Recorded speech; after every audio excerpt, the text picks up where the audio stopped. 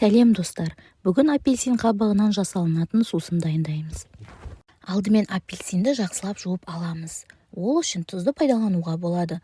Ол пестицидтер мен жеміс балауызын кетіре алады. Сонымен қатар зарарсыздандыратын әсері бар. Сондықтан да тазаланғаннан кейін біз оны сенімді түрде жей аламыз. Содан кейін апельсин қабығын ашып аламыз. Апельсин қабығын кастрюльге салып, су құйып, қатты отта 5 минут қайнатамыз. Өйткені апельсин қабығында ащы заттар бар. Апельсин қабығындағы ащы заттар пісіру барысында ағып суда ериді. Сондықтан да бұл қадам апельсин қабығының ащылығын кетіруге арналған. 5 минут өткен соң қайнап жатқан судан алып, жаңадан суға салып жуып аламыз. Содан кейін апельсин қабығын кішкене текшелерге кесеміз. Адамдардың көбісі біле бермейді. Апельсин қабығында асқазан ішек жолдарына көмектесетін және асқартуды жақсартатын белгілі бір мөлшерде пектин мен талшықты заттар бар. Сонымен қатар оның құрамында ақыл-ойды сергітетін көптеген эфир майлары бар. Және апельсиндің қабығын ыссы суға салып шаштарыңды жууға болады. Ол шаштарды тегіс және жұмсақ етеді. Апельсин қабығын кесіп болғаннан кейін тарелкаға салып қоямыз да имбирді дайындаймыз.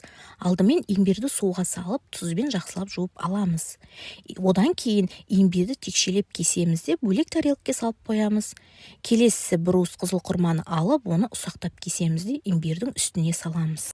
Енді келесі кезекте кастрюльге набатты салып, су құйып, қайнатып, суда ерітеміз.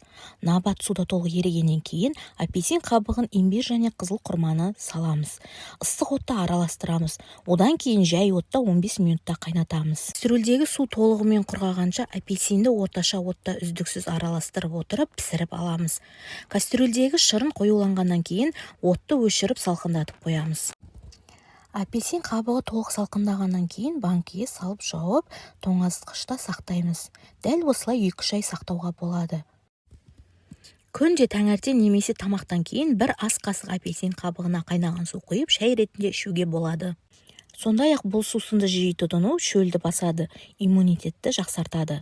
Назарларыңызға көп рахмет. Лайк басып, каналыма тіркеліп қойыңыздар.